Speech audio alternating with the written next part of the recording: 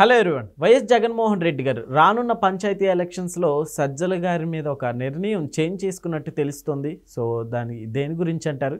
ఇదే అంశం మీద విశ్లేషణ తీసుకునే ప్రయత్నం చేద్దాం. ప్రస్తుతం మనతో జర్నలిస్ట్ జగదేవ్ ఉన్నారు స్టూడియోలో. వెల్కమ్ చెప్దాం. Hello sir. Hello Zakir. Sir ఏంటి సార్ ఈ న్యూస్? సజ్జల గారి మీద ఏంటి యాక్షన్? లేదు లేదు, ఎందుకంటే సజ్జల గారికి మరొక్కసారి బాధ్యతలు కట్టబెట్టారన్న దాని మీద వైసీపీలో ఉండే సొంత శ్రేణులే చాలామంది గురుగా ఉన్నారు. ఎందుకంటే సజ్జల గారు జగన్మోహన్ రెడ్డి గారి తర్వాత ఆయనే అని అనిపించుకోవడానికో లేదా ఆయనే అని ప్రూవ్ చేసుకోవడానికో చాలా చేశారు. వాళ్ళ ప్రభుత్వం ఉన్నప్పుడు 19 నుంచి 24 మధ్యలో చాలా అంటే కొంచెం ఈయన ఛార్జ్ తీసుకునే టైంకి భయంకరంగా విమర్శించడం, పర్సనల్ ఇష్యూస్ మీద మాట్లాడడం, భారీగా మాట్లాడడం ఇవన్నీ జరుగుతున్నాయి. రీసెంట్గా కూడా సజ్జల గారు ఒక మాట చెప్పారు. చంద్రబాబు నాయుడు గారు చాగంటి గారి ప్రవచనం సందర్భంగా మాట్లాడిన దాని మీద కూడా వ్యంగ్యంగా వెటకారంగా చేసి నక్క పంది కథ చెప్పారు. ఆయన పందిలా కష్టపడే మనిషి కాదు, నక్కలాగా జుత్తులు మారి అన్నట్టుగా ఏదో వ్యాఖ్యానించాడు. అంటే మేబీ జగన్మోహన్ రెడ్డి గారి దాని మెప్పు కోసమో లేదంటే పార్టీలో ఇంకెవరూ లేరు కాబట్టి, అంటే ఈయన వెనక నుంచి నడిపించి మాట్లాడించేవారు. కానీ ఈయన మాట్లాడే తత్వం ఎప్పుడు తక్కువ. పైబెత్తు ఈయన కొంచెం ఇంతకుముందు జర్నలిస్ట్ కూడా కాబట్టి కొంచెం మేధావి. సో సకల శాఖ మంత్రిగా ఆ జగన్మోహన్ రెడ్డి గారి ప్రభుత్వంలో పేరొందిన సజ్జల గారు ఎందుకో పార్టీని అంతగా సమాయత్తం చేయలేకపోయారని విమర్శ కూడా ఉంది. 2019 వరకు జగన్మోహన్ రెడ్డి గారితో పాటు కలిసి అడుగులు వేసి భుజాన్ని ఎత్తుకొని జెండా మోసిన కార్యకర్తలు 19 తర్వాత ఒక్కొక్కరుగా కనుమరుగయ్యారు. దానికి బెస్ట్ ఎగ్జాంపుల్ అన్నీ అంటే కుటుంబ పరంగా కానీ, వ్యాపార పరంగా కానీ, లావాదేవీల పరంగా కానీ అన్నిటిలోనూ నెంబర్ 2గా ఉన్న విజయసాయిరెడ్డి గారు కూడా రాజీనామా చేసి బయటకు వెళ్ళిపోయారు. సో విజయసాయిరెడ్డి గారు ఉన్నప్పుడు కొంచెం మర్యాదగా ఉండేవి రాజకీయాలు. బట్ ఈయన వచ్చాక మర్యాద తప్పింది అనే విమర్శ కూడా ఉంది. పైపెచ్చు వాళ్ళ అబ్బాయికే సోషల్ మీడియా వింగ్ హెడ్గా చేయడం, తర్వాత జగన్మోహన్ రెడ్డి గారి మీద అభిమానంతో సొంతంగా కొంతమంది ఛానల్స్ పెట్టుకొని టీడీపీని, జనసేనని, లోకేష్ గారిని, పవన్ కళ్యాణ్ గారిని దుమ్మెత్తిపోయడం, దారుణంగా విమర్శించడం చేశారు. బట్ వాళ్ళెవరికి గుర్తింపు రాలే. కేవలం సజ్జల భార్గవరెడ్డి గారే అన్నీ చూసుకోవడం, ఆయనకి నచ్చిన ఛానల్స్ ద్వారానే హైలైట్ చేయడం అనేది మనం చూసాం. సో ఈ మొత్తం ప్రక్రియ మీద సజ్జల గారంటే చాలామంది వరకు ఇంప్రెషన్ లేదనేది కూడా కొన్ని వార్తల్లో మనం విన్నాం.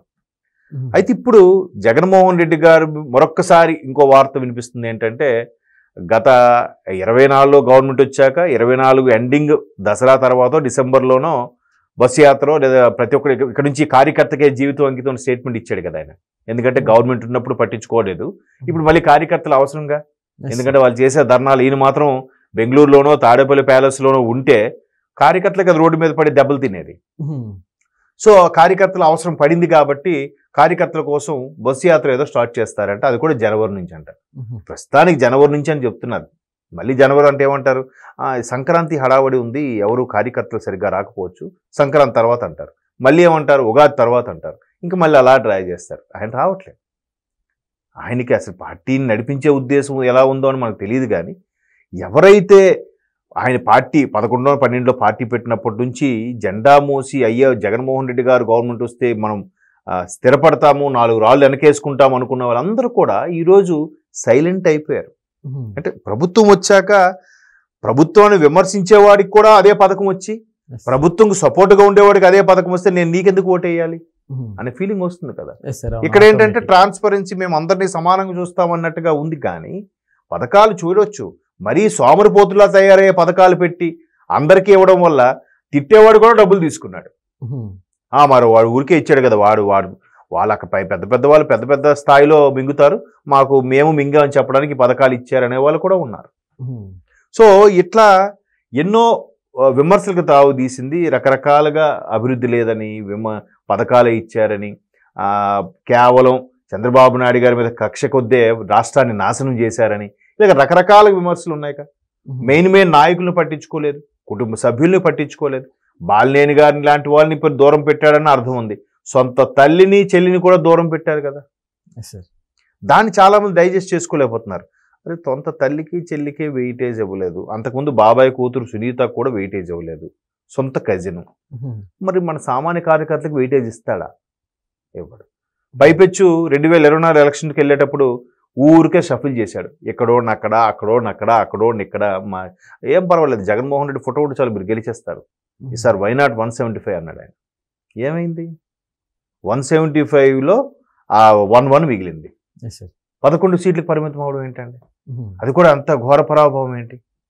ఏదో ప్రతిపక్ష హోదా వస్తుంది, ఒక 34 సీట్లను తెచ్చుకుంటాడు. ఎందుకంటే అన్ని సర్వేలు కూడా 120 నుంచి 130 వరకు కూటమికి వస్తుంది.